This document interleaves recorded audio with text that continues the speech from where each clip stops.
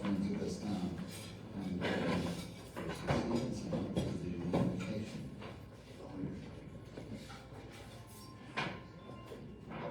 Hello, everybody. If you all bow your heads and pray with me today.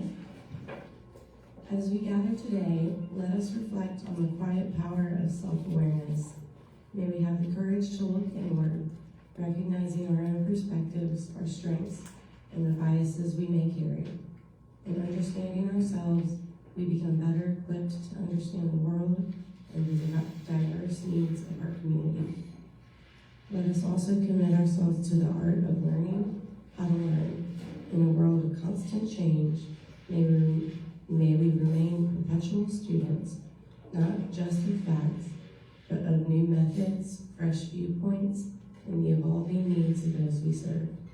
May our curiosity remain sharp and our minds open, understanding that true leadership begins with the humility to grow. May the fellowship we share today inspire us to be more mindful of our impact and more dedicated to the pursuit of knowledge in all of its forms.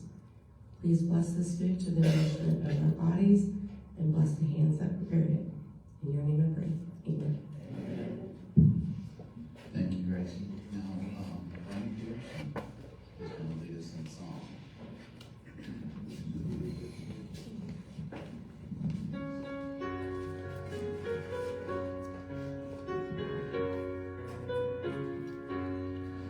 Oh, say, can you see by the dawn's early light what so proudly we hail at the twilight's last gleaming, whose one stripes and bright stars through the perilous fight, o'er the ramparts we watched were so gallantly streaming, and the rockets with glare, the bombs bursting in air, gave proof through the night that our flag was still there.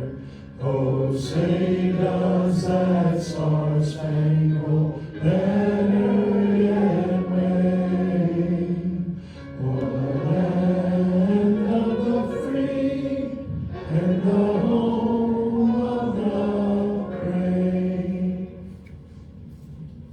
Thank you, Brian. Now, while we're standing, if you would recite the four-way test with me of the things we think, say, and do. Is it the truth? Is it fair to all concerned? Will it build goodwill and better friendships? And will it be beneficial to all concerned? Now, Brian is going to also introduce our listening parents and guests. Do we have any visiting Rotarians or guests?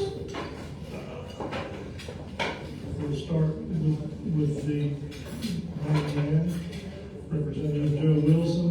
Glad to have you today.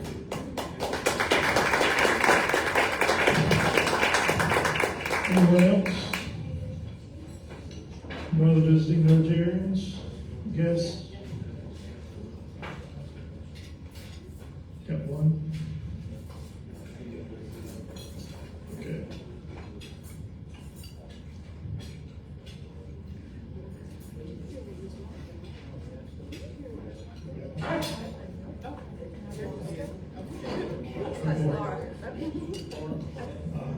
I say Lee's hustling. I was going to pause it for her for 1 second. Because Lee's coming right behind you. You can introduce your guest real quick. I was just holding the Hello, everybody. I'm so happy to have again with me Dr. Ann Richardson. It's such a pleasure to have you. We hope to have her back alive. Thank you for all everybody visiting. We welcome you here and hope you'll come back. Now we're going to turn it over to Mike, the health and happiness.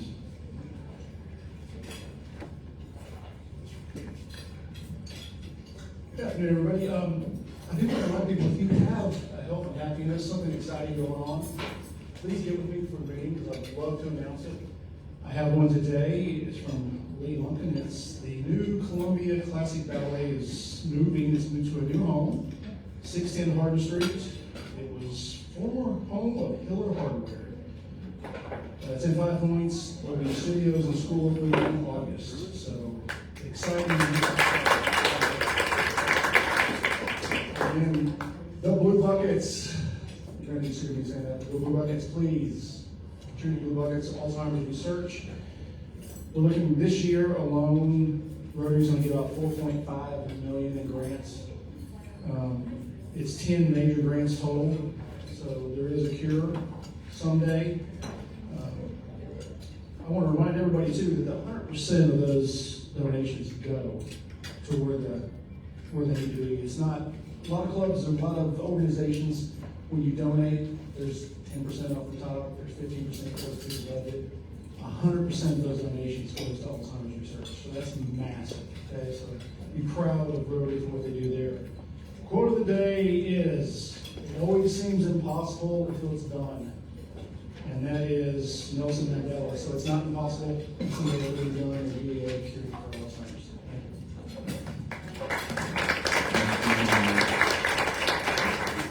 Okay, everybody, somebody at the table, hold up the blue bucket, please. Okay, we have 5 more meetings, I think, right, Laura, before the end of the year. And I'm including this one, so we had 6 meetings for about $1,500 shy. So $275 a meeting, we need to get that to meet our goal. So please remember that. You've got a QR code there that we can use, cash check. We'll take anything. Let's get to that goal. So now I'm going to turn the program over to Kay Shaw and Andy Shane. So we're excited about Scholarship Day. It's one of my favorite days of the year to get to recognize a scholar. So we appreciate you and these teachers, counselors, all being here. And Tom's here too, so that's great. Thank you, David. It's also one of our favorite days of the year because we get to introduce you to 2 new scholars, and then you can renew acquaintances with 2 of our former scholarship recipients.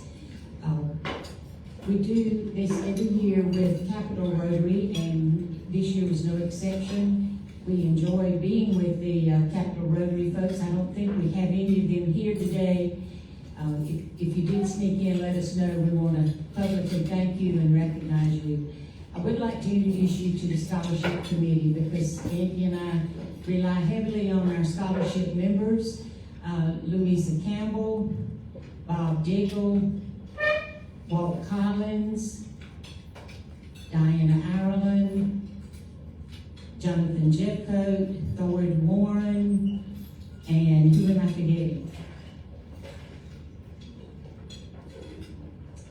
Laura McKinney, who does 9/10 of the work for us. Thank you. Laura does so much. I think that's it. We do have a great committee, and we are very, very appreciative of that committee.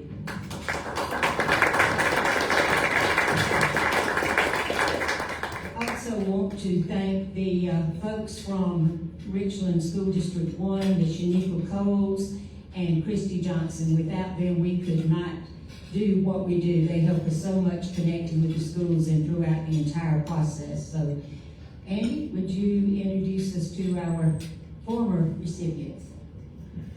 Well, obviously, we've been doing this each year. We still have a number of recipients who are still getting scholarships from us. And I'm going to go ahead and just list, we have a list of who they are. And then we have, as we said, a couple of them here. And they're each going to talk a little bit about how they're doing and give us an update on how they are. But we had, of course, last year we had Aspen Brooks, who ended up going to Duke. We had Matthew Black, also going to Duke. We have Arad Patel, who's here today, and he is at USC. James Sumter, also at USC. Zachary Franks Hopkins at Clemson. Catherine Tam at Vanderbilt. R.J. Brown, who's at Clemson, and he's also here to help to give us an update. Laura Mosher, who's at Fordham, and these last 2 are seniors, so hopefully they'll be getting out fairly soon. And just Chandra Lloyd, who is at Claflin. So those are our active scholars that we have right now.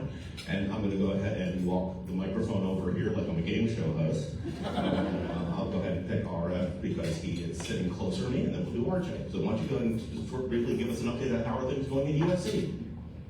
Thank you so much. My name is Arav. I am in my 2nd year at USC right now, and I have switched gears. Last Scholars Day, I became a part of an autism lab. but now I switched gears to actually Alzheimer's research at the School of Medicine.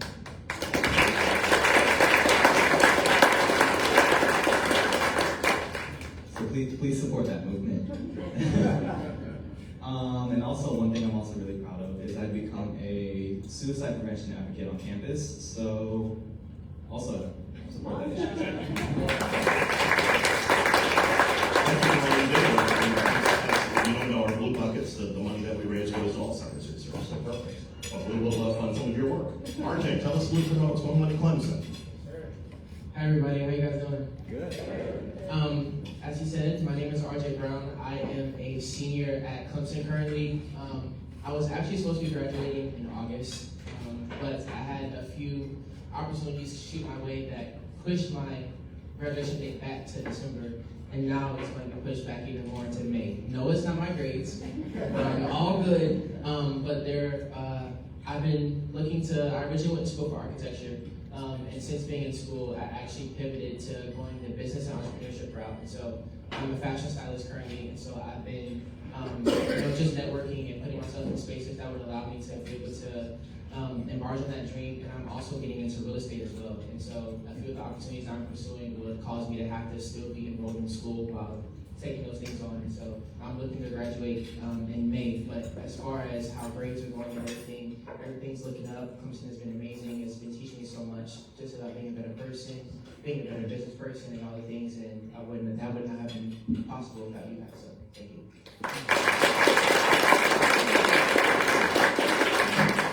And I hope that you see that obviously all the work that we put into the committee and obviously all the fundraising that we do goes to some great things and some great work, and obviously some great South Carolinians and hopefully future Rotarians. So please remember us on that. So, Kay, I'm going to turn the microphone back over to you.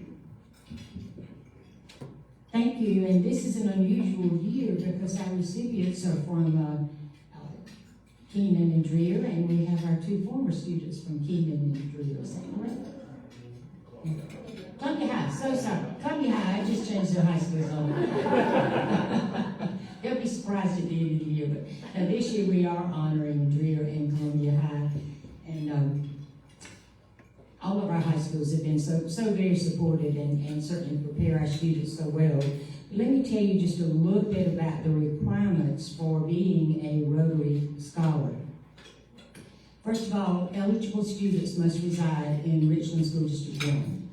We interview students from the 7 public high schools in Richland 1, as well as Richland 1 Middle College, Heathwood, Hammond, Ben Lippin, and the South Carolina Association of Independent Homeschools.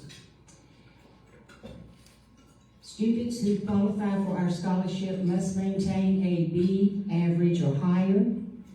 They must score at least 22 on the ACT or 1100 on the SAT. They must complete an application which includes an essay giving reasons why they think they are qualified and worthy of our scholarship. They have to have 2 letters of recommendation from someone at the school or someone at their church or in the community. They have to have a school transcript with test results, a recent photo, and a signed letter of understanding. And they have to participate in the interview process. If you can imagine walking into a room with 11 Rotarians sitting around at a big table, and you're the student coming in saying why you think you are the worthy candidate for this scholarship. We have all said after the students leave, I'm glad they did so well because we could not have done that. But these students are not thwarted at all. They're not intimidated. They come in and they tell us about themselves with their beautiful smiles and their great stories. And so it is such a privilege to meet the young people who apply for our scholarships. This year we had 14 that interviewed for the scholarships, and Columbia Rotary, as you know, is awarding 2 $20,000 scholarships. Capital Rotary is awarding one $20,000 scholarship, and their student is from Keenan High School.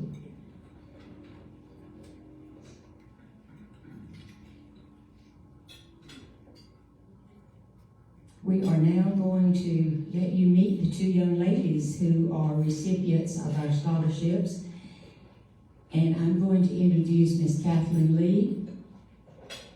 She's going to share with you why Isla Davis was selected to represent Dreher High School for the scholarship competition.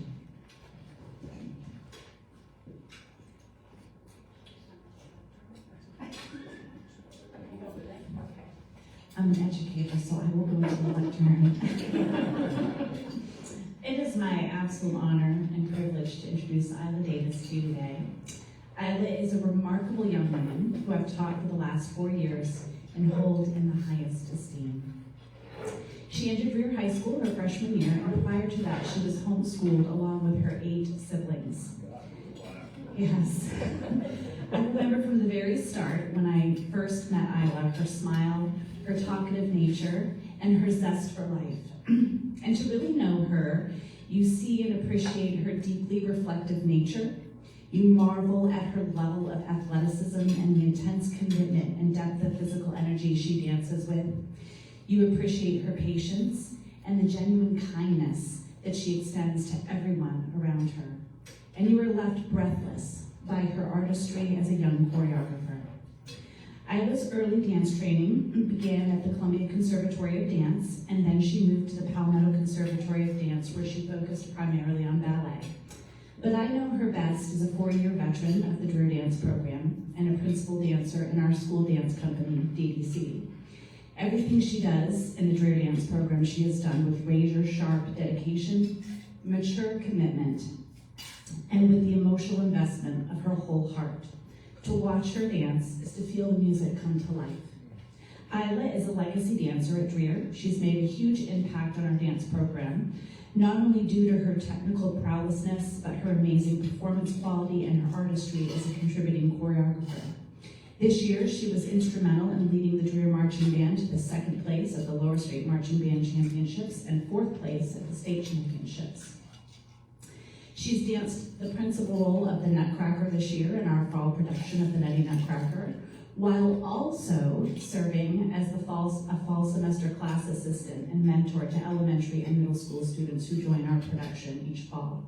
And if that were not enough, she also extended her love of dance, bringing movement to impoverished and disabled children at Camp Cole, where she and another fellow student created a dance camp for these kids, and they went every week to work with different students. And she also led Dreher's mini dance marathon for the Children's Hospital this school year. Isla is a decorated student with a 5.062 weighted GPA. She's an AP capstone scholar, an AP scholar with distinction, a 4-time Principal's Honor Roll recipient, and multiple South Carolina Junior Scholarship Awards. She is Dreher's senior class president, vice president of both the Key Club and the Chinese Club, a National Honor Society member, and a Dreher ambassador, as well as a member of the Richland I Honors Dance Company, and a distinguished National Honor Society for Dance Arts graduate, receiving the highest academic distinction this year by maintaining a 95 or higher every year in dance. She's done that all 4 years in dance. And typically the highest award also goes to somebody who has earned over 80 points in performance and service points. To give you an idea of how exceptional this young lady is, she's earned 156. Her love of learning, her understanding of the importance of cultivating community, her talent as a dance artist, her sense of self, and the acts of service she has given over the last 4 years to Dreher High School are just a few of the dynamic qualities for which she is so deserving of this scholarship.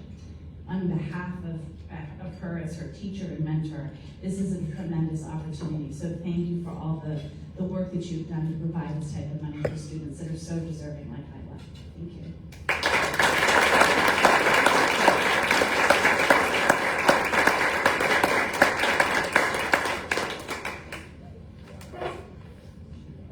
And now you're going to hear from Isla, and she's going to share a little bit about what her future is going to be.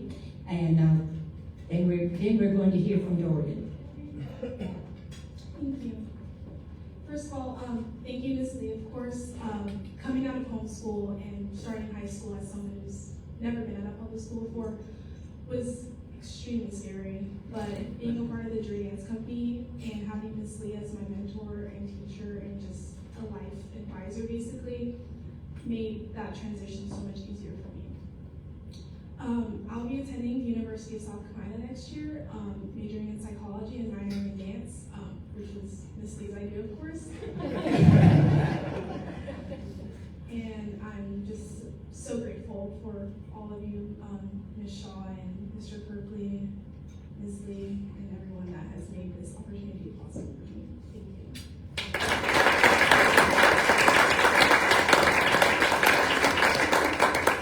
And then today I have my mom with me as my guest.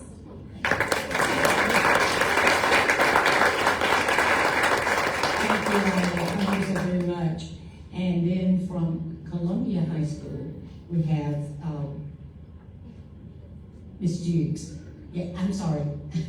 Miss Moore, Miss Cynthia Moore is filling in at Columbia High School for Mr. Tim Boyles. We had counselors that are so dedicated to their schools. They are staying behind today and helping with testing. Mr. Kevin Kirkley was our representative from Dreer, and from Columbia High's Tim Boyles. But thank you, Ms. Davis, for filling in for Mr. Boyles and telling we missed him, but share a little bit about Dorian. Good evening, everyone. It is my privilege and honor to stand before you to introduce this young lady, this immaculate young lady, Dorian Henry. As Nelson Mandela once said, education is the most powerful weapon that you can use to change the world. Dorian lives by that motto. In the classroom and out of the classroom, she shines. I've had the privilege for knowing her for the past 4 years. And over the past 4 years, Dorian has kept a GPA of 4.75 and has been on the principal's honor roll. During this time, she has been consistent with her studies and her service to Columbia High School. She has participated in AVID since the 6th grade, where I know she gained knowledge, leadership, and her ability to lead the future. Beyond the classroom, Dorian has also been enrolled in student counselor, where she stands for the voice of the students of Columbia High. She speaks on their behalf, the things that they need to improve and the things that she would like to see for those students. Dorian's future plan and passion is to educate the youth. She aspires to be an early childhood educator. And it is my belief that Dorian will touch the world and set them on fire with passion and have these students be our future leaders and our future ambassadors. Dorian is not just an exemplary student, but a role model to all her peers. It is with great confidence that I think Dorian will be an excellent USC grad and will move on to higher things. She may be our next superintendent. Thank you all for giving Dorian this opportunity to utilize this scholarship to further her education and touch the children of Richland 1 or wherever the world may lead you.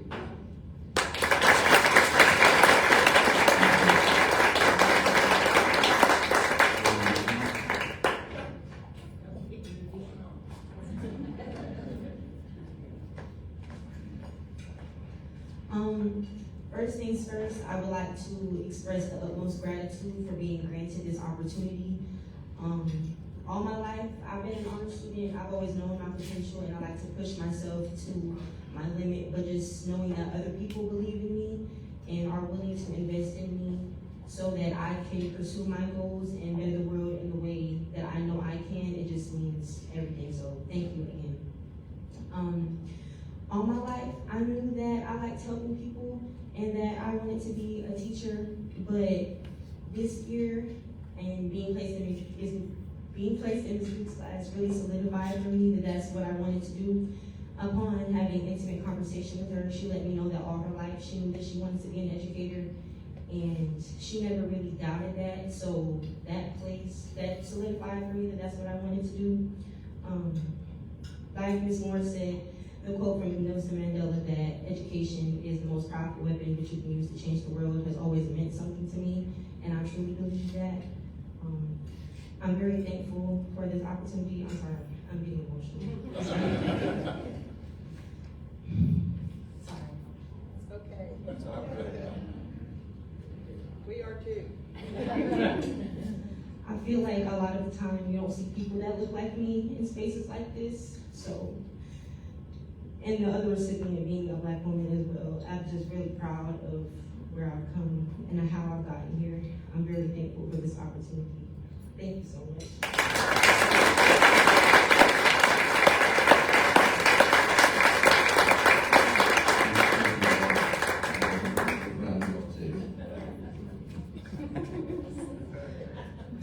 Like Dr. Shaw said, being in an interview room with like 11 people was very stressful, but it is very stressful right now, as you can probably tell.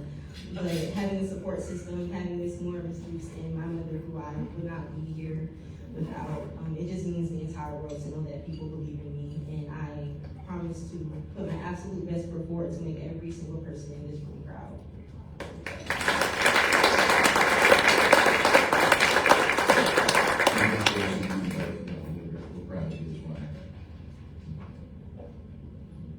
Okay, so both of these young ladies have alluded to the impact that teachers have had in their lives and getting them to where they are now and helping them think about their future. And so I'd actually like to call up Dr. Walker, if you would like to come up and help me present some awards here. So along with the process that we go through with the scholarship interviews and talking to the students, we also ask them about a teacher who made a difference for them. And so we do have some plaques here. And so if we could first have Miss Kathleen Lee come up. And Isla, if you would like to say just a couple words, I think you did sort of speak about Miss Lee, but if you say a few words about why you chose her as your teacher who made a difference, and if you'd like to come up, and Dr. Walker is going to present you with a plaque. Like I said, Miss Lee really was like a guiding light for me during high school. I started with like knowing absolutely nothing about high school other than like what was shown in Disney movies or like and so having Miss Lee as one of the first people that I was able to interact with in high school truly like shaped my time there or in high school. And throughout all 4 years, she's just been like a rock. But I appreciate her so much, and she's so deserving of everything that she does, and she's the hardest working person that I know, and of course my mother as well. Make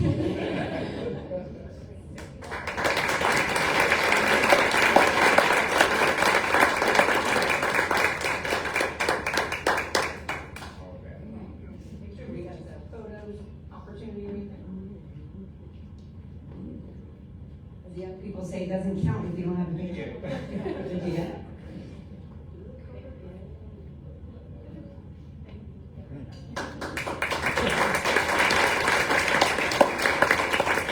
Okay, and Jordan, if you would like to come up and talk to us about Ms. Dukes, you said a few words about her. Ms. Dukes, if you'd like to come up, and we'll get your plaque as well.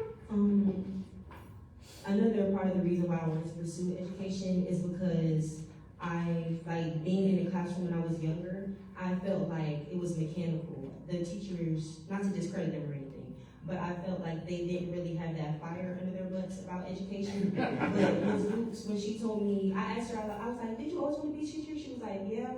Like she just knew that that's what it was for her, and I resonated with that.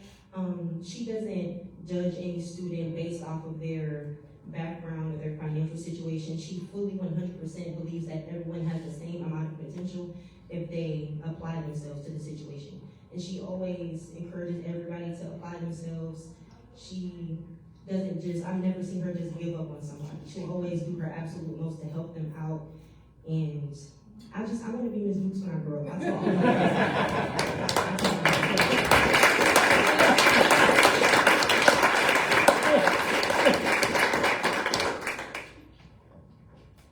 got some photos of multiple places. Look this way.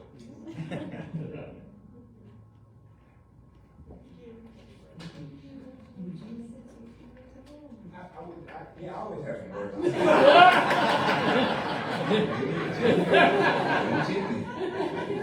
You know, so Isla, am I saying your name? And Dorian. Okay. So what I thought about when I was listening to both of you was this: excellence needs no apology and it requires no explanation. And so I would just encourage you with that. Excellence needs no apology and it requires no explanation. You should be excellent in every space that you go into, because that's what both of you exhibit to me. And regardless of where that space is, who's in that space, you carry that spirit of excellence and you have the ability to transform any environment that you go into. Dorian, I welcome the challenge for you to be the next superintendent. Coincidentally, when I look up on the placard of all of the former superintendents, there's no female. So I believe that you could be a first in that regard. But don't ever diminish yourself. Don't ever be less than who you are. Don't ever be intimidated to bring your whole self into every space that you're in. That's the encouragement that I would offer. And I would also just say to this room, thank you, thank you, thank you. Where's our good congressman? Where's he at? Appreciate you being here, sir. When I came here, he and other elected officials wrote me very kind notes. This sort of support cannot be overstated. It's important for these young ladies and others, the former recipients, Mr. Patel and Mr. Brown, to see this type of support, because I believe that every student deserves an opportunity to fulfill their full potential. And that's what this does for these students, and not just these students, but others. My name's Todd Walker, I'm your superintendent, and I approve this message.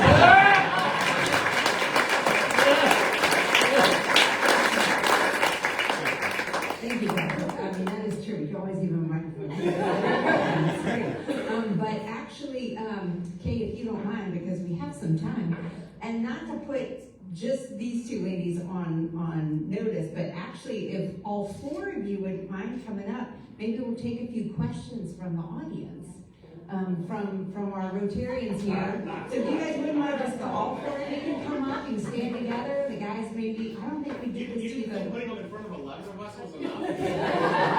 why not? We're moving up.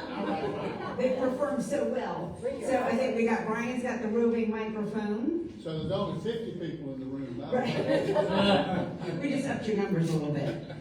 But here we got some. Hey guys, my name's Gracie. Just FYI, I think y'all are so cool.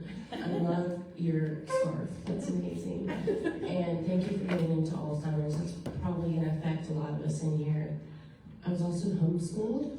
Growing up, I went to high school in 10th grade, and I was like, what is this? And you were just the most adorable person I've ever met. And I'm very proud of everything. I don't actually have a question, but a lot of great supportive comments as well. So if anybody's got, we got one over here. Okay, I'll go. I want to pick up on Gracie's question, or Gracie's train of thought there. I'm a homeschooling parent, and so what I'd like to ask you is, what do you wish you had known when you entered high school from being homeschooled? I think it would have affected me like very positively if I had gotten, well, okay, Mr. Berkeley was my counselor right now, but if I was counseled by him from 9th grade to now, I would have gotten more, like much more rigorous coursework, sorry. Because for some of the other counselors, they focus more on like comfort of the student almost, rather than challenging students. And Mr. Kirkley definitely challenged me as a student and encouraged me to take harder courses throughout my high school. Actually, and that was a really great question. I'm just going to kick this around to the rest of them. Is there anything that you, advice you might have given to your younger self now that you are at graduation? What might you have liked to know before?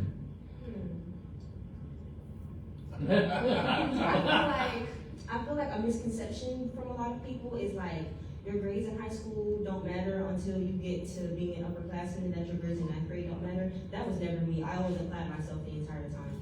But in ninth grade, I did kind of have the mentality of like, I'll get it done when I get it done, and I procrastinated, and I still struggle with that just a little bit, but I would get the hold on that when I was younger, so it didn't affect me today. Great piece of advice. And actually, I'm going to make this a little bit more of like advice now that you guys have been through, I mean, you're almost done, and then you've been through a little bit of college. What advice would you give to these two young ladies to get started? Don't focus on making anybody else proud but yourself.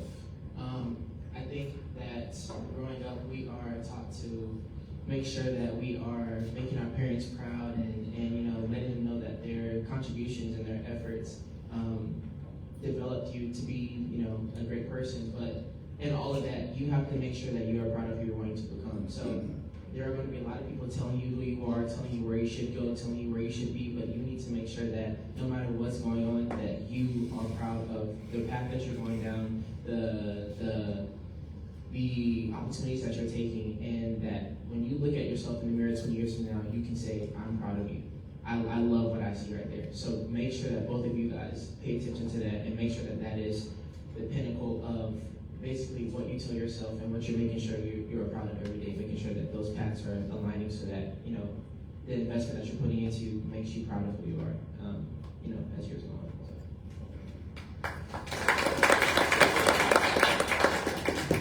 I don't know how to follow that up. Honestly, I would just say push yourself, because that's how we all better ourselves as a person. So definitely just strive to be better than we were yesterday.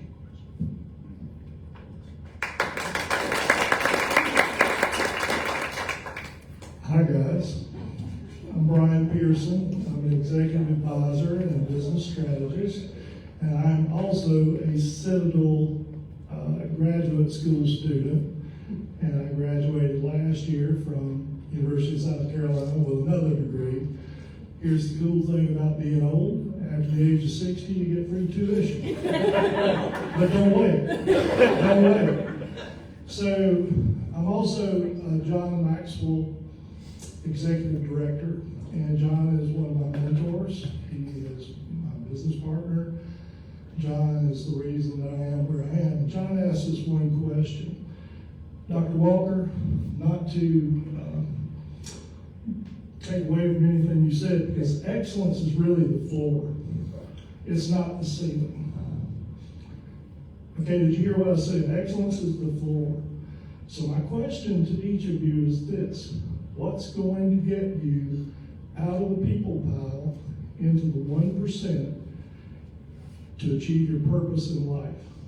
You have 86,400 seconds every day. And if you maximize that towards your purpose, you'll chase significance, not success, and significance is what you're remembered for. So I just encourage you. But I just want to talk to some of my fellow students, to be quite honest with you. You know, it's tough being in school. It's tough, and leadership is becoming even more difficult in the world that we're in. But man, you guys are inspiring me. And my thing in doing what I'm doing now was to seek to inspire before I expire. And here you guys are inspiring me. Congratulations. So now my question: what's going to get you to 1%? I'm going to try not to get too personal here. Sometimes I get in trouble for oversharing.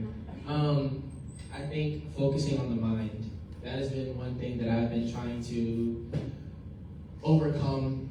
Honestly, even since my senior year of high school, I had a lot of not favorable things going on at the moment. My dad passed away when I was a senior in high school, had some rocky friendships and relationships in high school, and ever since then, I feel like I've been trying to get back to who I was, because I feel like I lost a piece of myself and all of that, and just getting closer to Christ, learning a little bit more about myself, understanding the things that I do wrong, the things that I've done that I'm not proud of, and understanding how to overcome that. I realized that the number one thing that you have to overcome to not only just be successful for other people's standards, but for your own standards, is for you to understand your mind, for you to overcome your mind, and for you to be somebody. Like I said, it's really important for you to be proud of yourself. And a lot lot of that takes a lot of hard work. And so I feel like to be the 1%, you have to be able to be that person who, one, you are in control of your mind, you're in control of your thoughts, you know what it is, you know what it is that you want to do, what you say you're going to do, you set out to do it.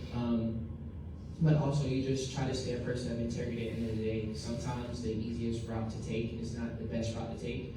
Sometimes the route you should take is the one that's going to take a lot of work. So I think once you just kind of learn to mature and overcome all those things and become a master of your own mind, I mean, the opportunities are endless. So.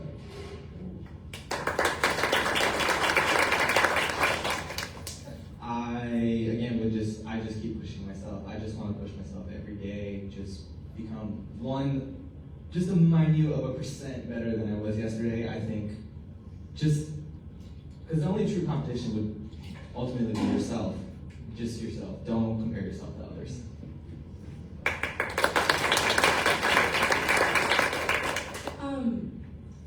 I think going into college, one of the things that I'm like pushing myself to be better at is by placing goals for myself and having my goals be just one moment after another. Don't look too far into the future about things that I can't even think to conceptualize. But of course there's gonna be goals that I can, like graduation. That's a goal that I'm always going to be working towards, but then I'm gonna be focusing on these little steps towards my bigger goals.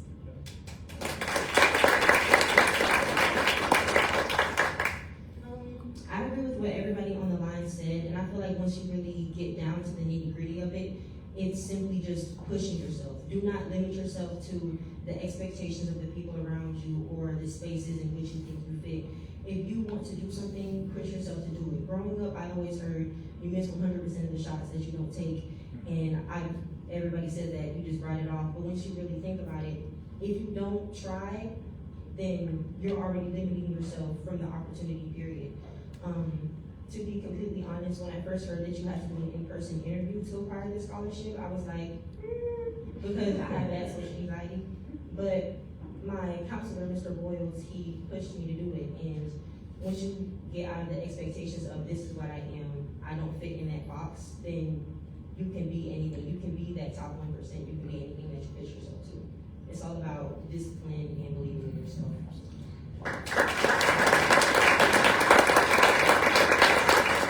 There's also one thing that I want to add. I was paying attention to a lot of the things that we were saying, and nothing wrong. Everything that we all said was great. But one thing to another facet. Is this where you're going to impress me? No. It's just also something I want you guys to focus on too as you're going to school.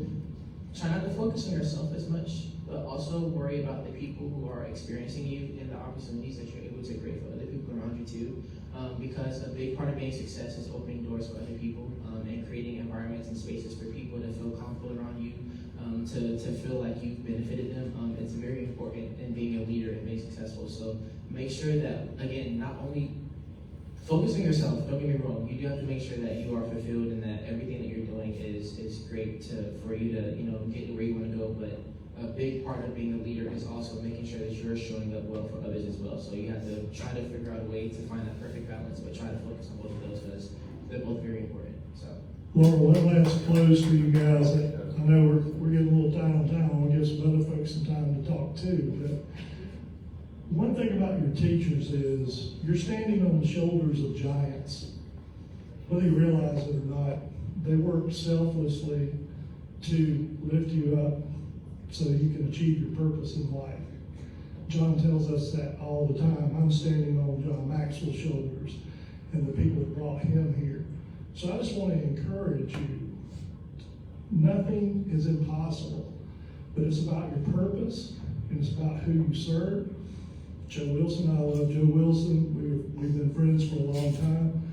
Joe serves our state, he serves our country, but he serves selflessly. And it's about who you're going to help in this world.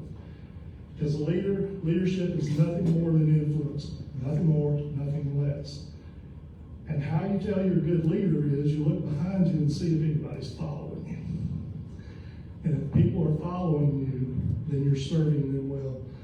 It's a pleasure to be here and serve you today because you are the next hope for the future. And I'm just tickled to death to be in the room with you. And I'm mad that I didn't get a scholarship because I'm in school too. You know? But listen, you guys are doing stuff that we need in every community in this state, in this country. Set the tone. Be the rainmakers. Congratulations.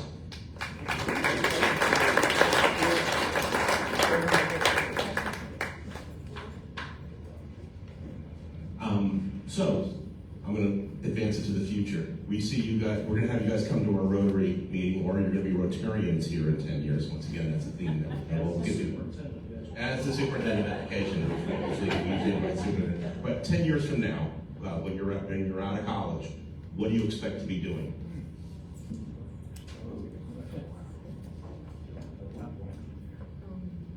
Ten years from now, I expect to be in a classroom. I would prefer to teach third grade. I feel like that's a great balance of impressionable and eager to learn, but not necessarily like you have to wipe their snotty nose and stuff.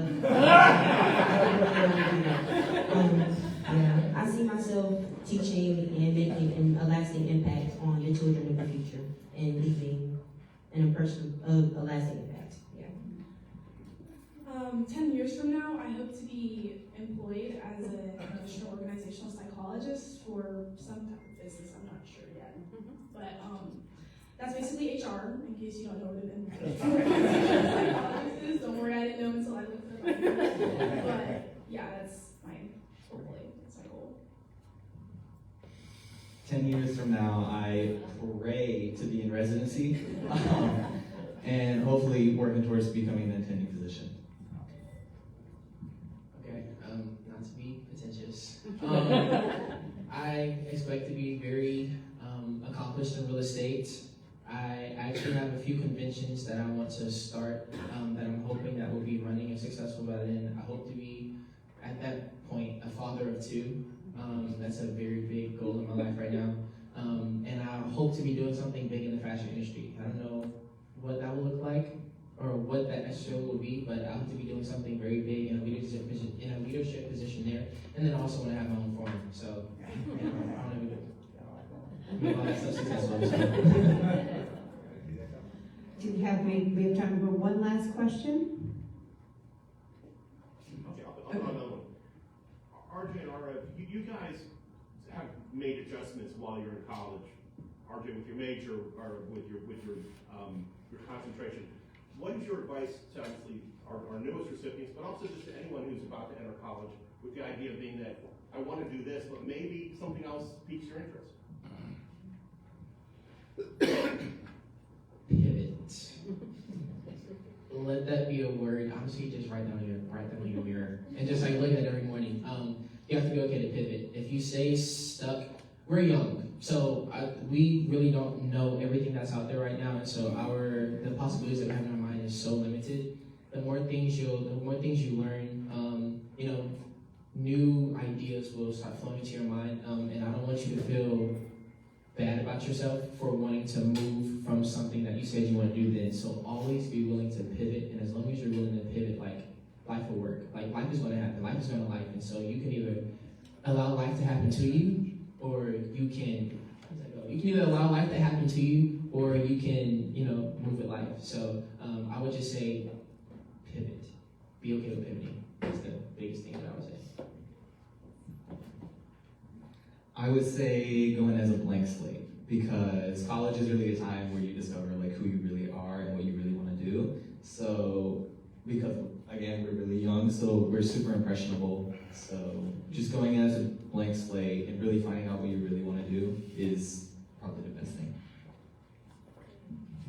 So I just have to say that I think our whole scholarship committee, as we met these kids, and over the years now, I think this maybe is my third or fourth group of students we've interviewed.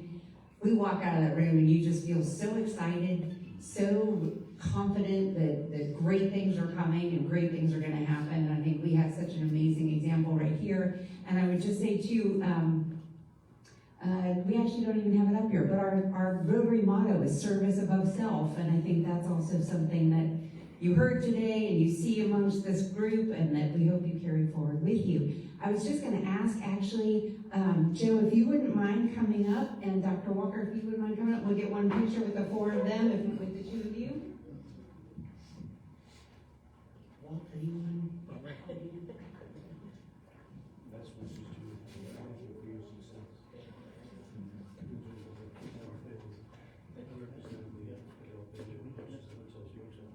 There we go, good bookends.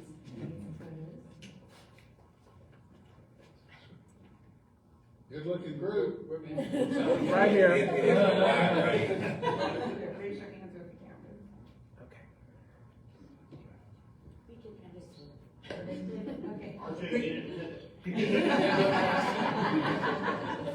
Thank you so much. Thank you, everybody. I guess we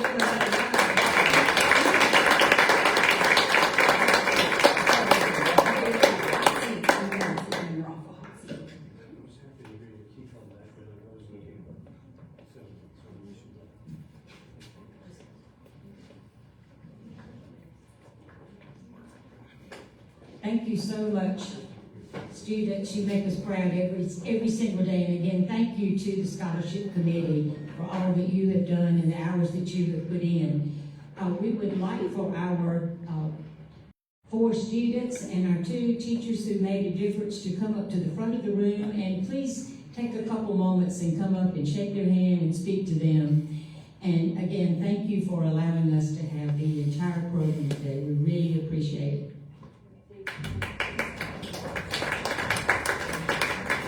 First of all, thank you to the committee. Y'all did a great job. Laura, thanks for pivoting and getting some questions asked. And congratulations to the recipients and our past recipients. Y'all are doing a great job. Only thing I would tell you is, at some point, y'all been very successful. You'll continue to be successful. At some point, you're going to fail. Take that as an opportunity, because when you fail and recover from it, it makes you much stronger. So that's my advice to you. Our speaker next week is our Todd Martin, Jenny Warren, talking about the Finley Park revitalization project. So now we're going to close with song.